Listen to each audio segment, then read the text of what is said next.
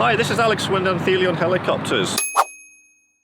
You're about to embark on your first ever helicopter flight, and the aim of this video is to really answer a lot of questions for you about safety and any other concerns that you may have, just to make it a safe, enjoyable experience. So we're going to go over a safety briefing that we typically give all the passengers, as well as talk about the COVID measures to make sure that you understand how sanitary and clean these aircraft are.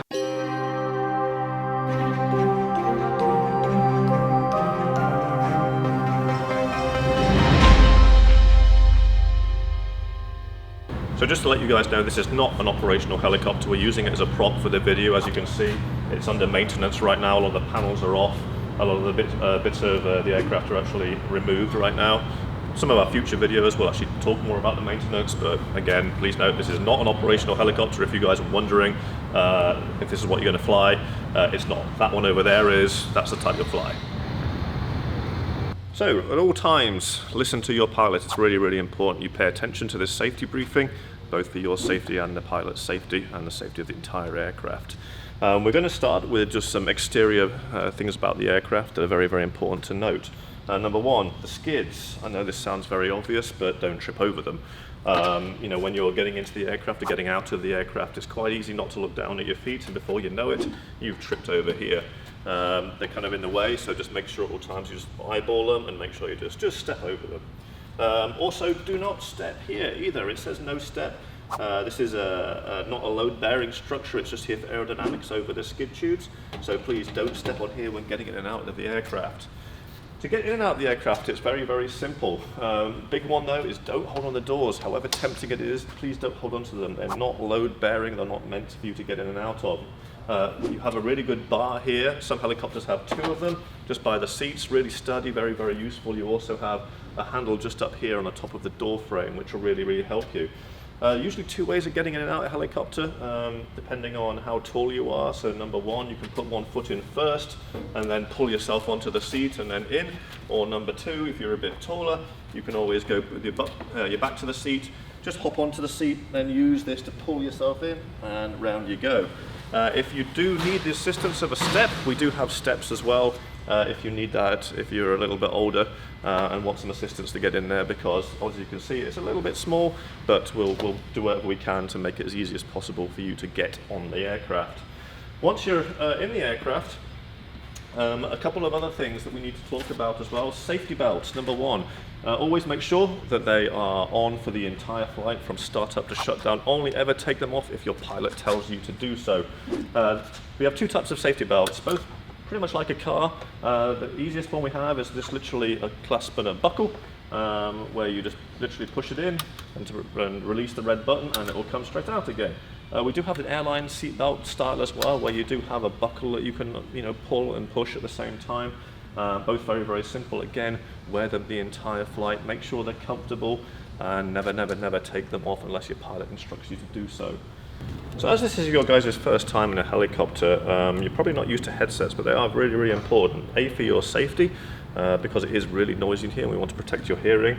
And number two, B, just so you can communicate with each other. Don't worry, we sanitize these headsets before and after every single flight, so they're always, always clean.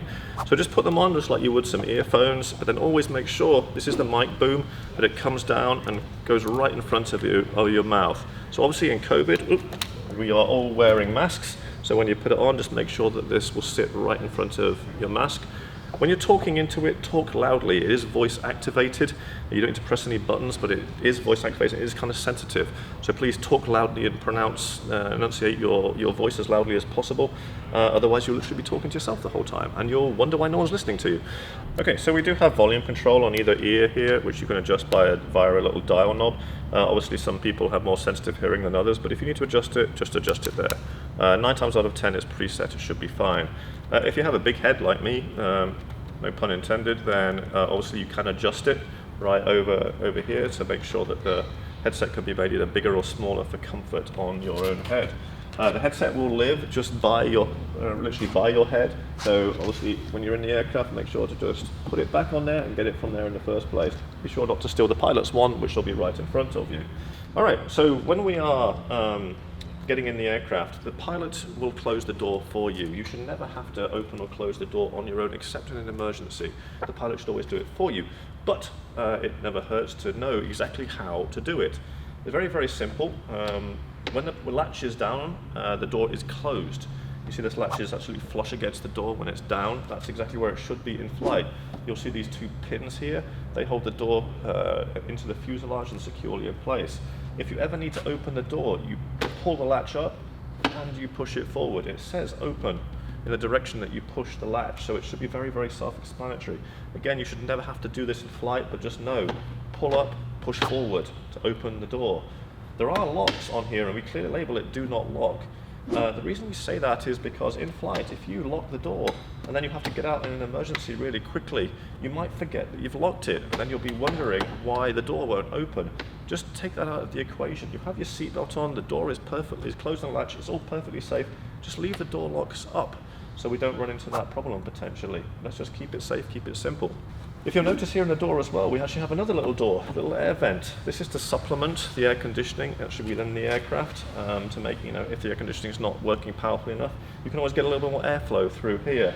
And before I explain how it works and how it's ideal to use, the most important thing here is that, to reiterate, is no loose objects can be on you, and so that you don't push anything out of here to try and take a selfie or something like that, like this. If anything goes out of here, there's the potential that it may go into the tail rotor. At the very least, it's going to drop on a freeway and could cause a pileup, or you lose a $1,000 phone. The worst case scenario is it goes into our tail rotor at the back, and that's a huge safety issue for us. So please, no loose objects out of that door. The best way to have it is just close it all the way. Use this little latch here to stop it about a centimeter from opening, and you'll get the most airflow through it. So just bear that in mind. If in doubt, just close it completely. Okay, when you're entering and exiting the aircraft, again, I can't emphasize this enough. Please always listen to your pilot. The pilot knows what you need to do. Always maintain eye contact with the pilot. If you see where I'm standing right now, just behind the door, this should be the line. If you draw an imaginary line from here that you should never go behind. Just think of this helicopter in the same terms as you would if you've ever ridden a horse. Never go behind a horse when it can't see you, because it's probably going to kick you in the face. The helicopter has blades that will probably still be turning if you're getting out in an emergency. Just don't go behind this door and get into that situation. When you're exiting the aircraft for whatever reason, always exit again. Mind the skids, don't trip over the skids, and always walk forward over the aircraft. Again, be under the direction of your pilot, but that is just such a good general rule, a safety rule to go under. Never walk backwards from the engine, always walk forwards. The other thing is, if for whatever reason we have to land on a slope, if we land on a slope, the chances are do not walk up the slope because of the main rotor. If you walk up the slope and you're not paying attention, or you're waving your hands around, your hands might hit the blades. So always, if we land on a slope, again, walk forward of the aircraft parallel to the slope, be directed by the pilot. Just always try and be aware of your surroundings, so we want you to remain as safe as possible in the unlikely event that we have to land in an emergency. If for whatever reason you are getting in and out of an aircraft when the blades are turning, if you have a hat or any other loose objects, be sure to hold on to it. People forget they have hats on. Don't want that blowing into the blades as well. So whenever you're entering or exiting, if you've got a handbag or something else loose, just hold on to it. Make sure it doesn't get loose and blow away somewhere, because it'll be very, very hard to get. Plus, we don't want it going into any of the blades. Safety being number one priority here, no smoking and no drinking. If you have to go for a smoke, do it before or after the flight. We recommend not drinking before the flight, just in case, in the likely event that you have air sickness. If you have air sickness, usually it's something like champagne or something like that. So we recommend not doing that before the flight. Have a drink after the flight. After you come down and you finish enjoying yourself, go and continue the celebration. Leading on to that though, some people do, in a rare event, get air sickness, right? We go on a boat, sometimes you get seasick, you go on an aeroplane, sometimes you get airsick. Very unlikely in a helicopter.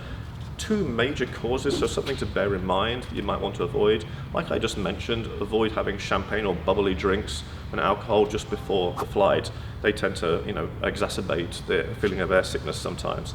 The other big one is if you've got a cell phone, don't stare into that cell phone the whole time that you're flying.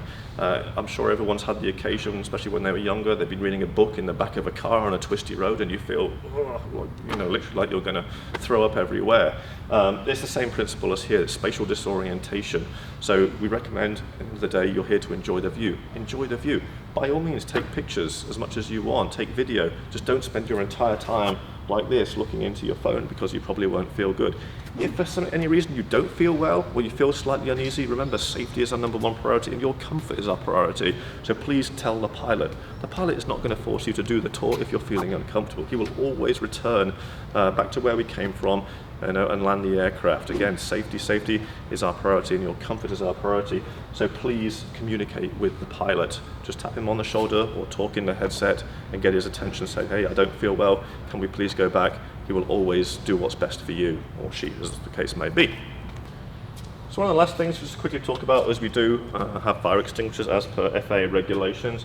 In all these tour helicopters, it's kept in the front seat. So if anyone's sitting in the front seat, it's just on the right-hand side by the console. Like all fire extinguishers, all you need to do, if so instructed by the pilot, is there'll be a safety wire and a pin. Just break the safety wire by pulling the pin, point the nozzle at where the fire is, and pull the trigger. Again, only do so if instructed by the pilot. For any of our flights over water, it's mandated by the FAA that all passengers and occupants must wear a life vest. We tend to use these fanny pack style life vests here rather than the over the shoulder ones, because these are very, very easy to use. So how they work is you literally just wear it like a fanny pack. Just undo the buckle, tie it around your waist. It doesn't need to be particularly tight. Obviously just has a clip. If you need to tighten it, just pull like that, pretty easy. In the unlikely event that you actually do need to use it, all you need to do is open it via this little Velcro strap here, take the life vest out, put it over your head, exit the aircraft, and once out of the aircraft, then you can pull the inflate tab. Just don't do it inside the aircraft, because you blow up like the Michelin Man, it's going to be very difficult to get out of the aircraft. So again, pull, put over your head, pull the tab, only as directed by your pilot, because he'll give you those directions to do in the unlikely event that we do land on water. Okay guys, I know this is a lot to take in, a lot of information. What you heard is very standard to all of our briefings for passengers before tours, but there are a couple of key takeaways that I think is important in summary to get over to you. The biggest, first and foremost, is at the end of the day, it's all about safety. We're here for your enjoyment, we're here for your safety. So the #1 safety advocate for you is the pilot. So please listen to him or her, please be directed by them, and please ask them any questions if you're unsure about anything on this briefing or anything on the card. We're there to make you feel comfortable. If it's your first time, you might be feeling a little bit nervous and wary, please communicate that to the pilot. They understand. We've all been there, we've all seen all different types of customers come in. We're here to help. If there's anything we can do for you to make you feel more comfortable, please let us know. Like I said, #1, the pilot, they're your main source of information. Actually, from the aircraft itself, two big takeaways. #1, remember the doors, remember how to get in and out of the aircraft, and remember, don't go behind the engine. Always go forward of the aircraft. They're probably the two biggest key takeaways from it. The rest, the headsets, the life vests, all those sort of things, we can go over again, and they're quite easy to remember. But the big ones, entry and exit, forward of the aircraft, never behind the aircraft. And listen to your pilot.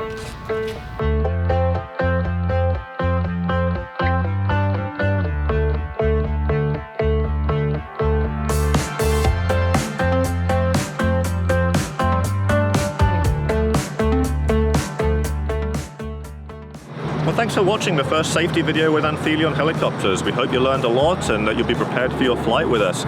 If you have any comments or questions, please leave some comments in the comments section and we'll get right back to you. Please also subscribe to the channel and you'll be alerted for any future uploads. And please like it, and we look forward to seeing you soon up in the sky.